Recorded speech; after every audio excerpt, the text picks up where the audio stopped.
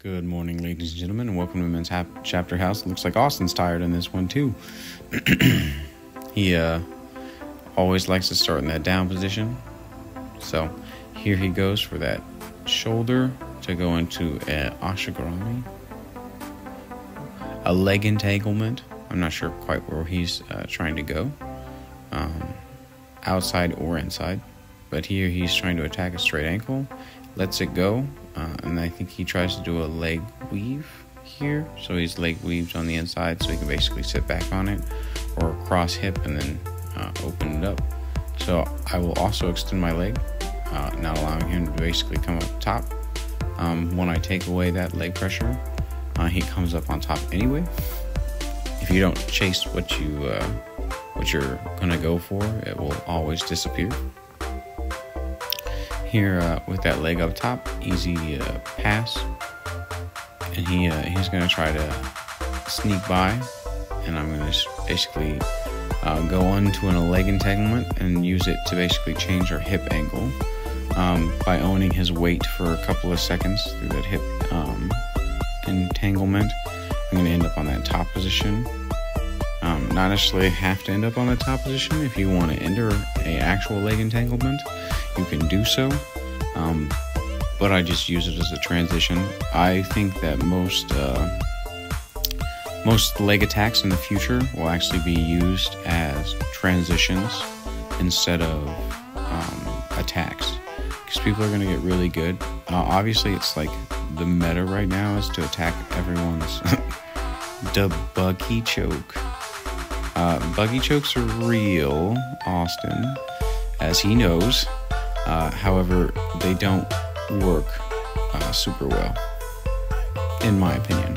I understand that some people can throw buggy chokes on like crazy, Craig Jones, etc., yada, yada, yada, right? And Austin's gonna get really good at them eventually, and he is gonna catch me in them eventually. I keep telling him he's never gonna catch me in them.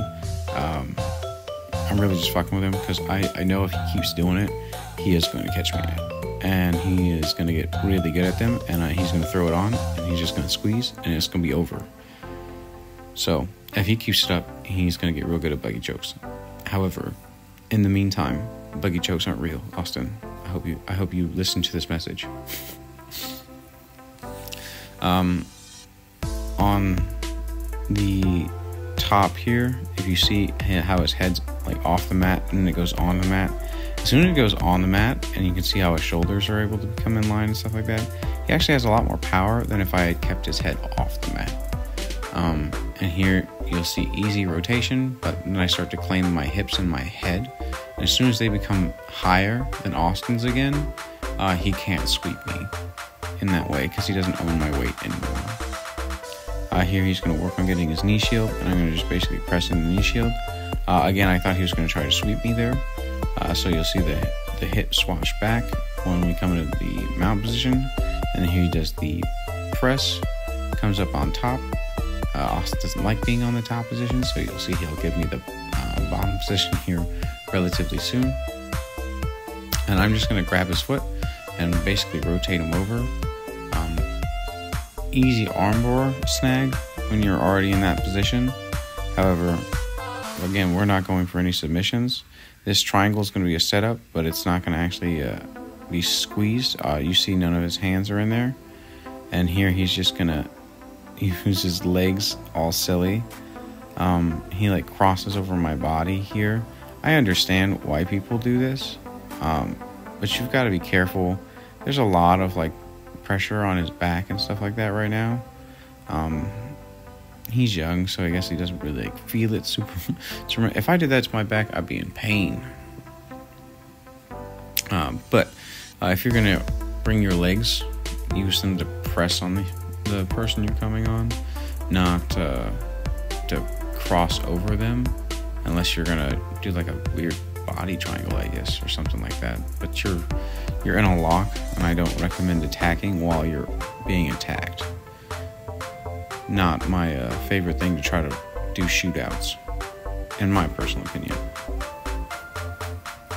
Shootouts, anything that's 50-50, or so like if you ever watch like leg locks are really never 50-50. Someone's always better at them. And if you enter a leg lock with someone who's better than you, typically they're going to win. They could literally give you their feet, and they are going to still win. However, that being said, if you're in a shootout with someone and you know you're better, why risk it? So if you know you're better, change to the position and then shoot your shot. Don't risk your limbs or your neck because you think you're better than someone. It's not necessarily the best idea. We all end up in shootouts occasionally. Just kind of happens sometimes. However, avoid it when possible.